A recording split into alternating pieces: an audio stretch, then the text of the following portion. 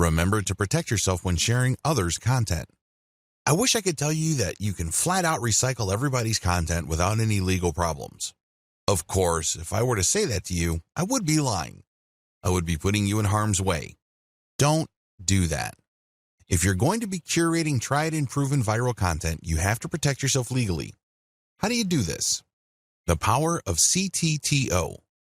What does CTTO stand for? It stands for credit to the owner.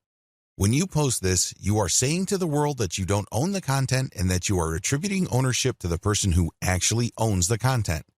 Now, understand that when people post CTTO, they don't just do it in passing. The ones who do this right will link to the source. For example, if you are posting a funny cat video and it turns out that it was a video originally made popular by a person with a personal account, include their personal account link in your curated post. Put CTTO and then link to that person. This way, people would know that that person is the owner.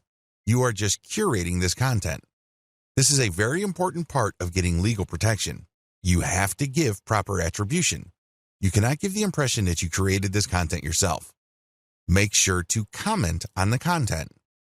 Under U.S. copyright law, as well as Canadian intellectual property law, if you use other people's protected intellectual property, you can gain some protection for lawsuits when you do certain things.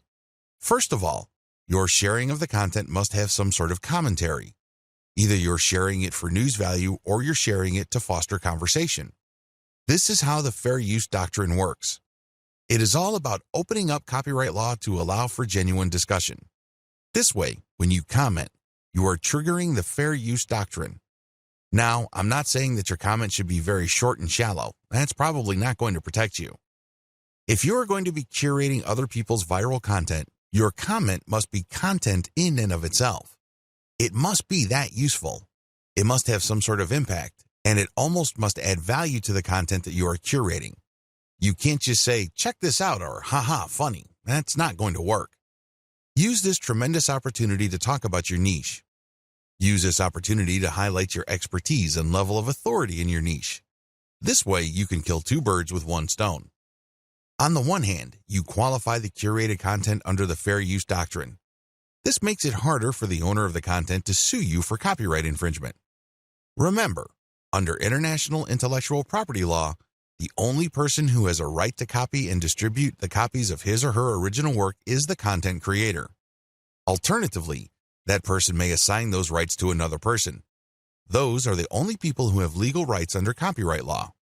The fair use doctrine makes certain exceptions in certain contexts regarding that protection. This way, you can freely share somebody's content, provided that you are adding commentary, adding value, or you are positioning it to foster discussion. It is also important to make sure that the content that you are sharing is not the whole content. For example, you are probably going to run into trouble if you share a complete movie that somebody else produces. But if you're going to share snippets of the video or screenshots like the stuff that you see on BuzzFeed, you probably will be okay. You have to look at how much of the content you are quoting or sampling. If you use the whole content, then you may be in trouble. It is also important that you link to the source. This way, they benefit from your curation. This creates a win-win situation. In most cases, third-party content producers really don't mind. In fact, they would love to encourage you. Why? The more you spread their content, the more traffic they get. The more you popularize their content, the stronger their brand becomes. You're doing them a big favor. Things get a little dicey when you're sharing snippets of popular movies or TV shows. That's when things can get a little touchy. Do yourself a big favor and make sure that there is commentary with the content that you are curating. Make sure that you use the acronym CTTO to protect yourself. Also, if you get any kind of complaint or notification from the rights owner, pull the curated content down. It's not worth it.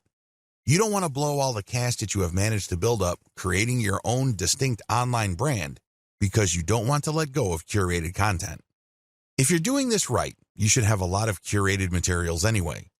You're not really losing much if the rights owner tells you to pull down a few posts on your social media accounts. When you get such notifications, make sure you act on them promptly. Don't sit on them. Don't blow them off. You're just going to make things harder on yourself if they decide to sue you. Make no mistake, intellectual property right law is no joke. There are fines that you can face, and you might even get jail time. It can get that bad. So do yourself a big favor and make sure you protect yourself adequately when sharing other people's content. Now, please understand that what makes this really murky is the fact that when content goes viral on the internet, it usually changes hands so many times. In fact, this may have happened so much that you really don't know who the real owner is. You really don't know who created that content in the first place. Do yourself a big favor and make sure that you follow the rules above and you are very responsive to take down notices or notifications.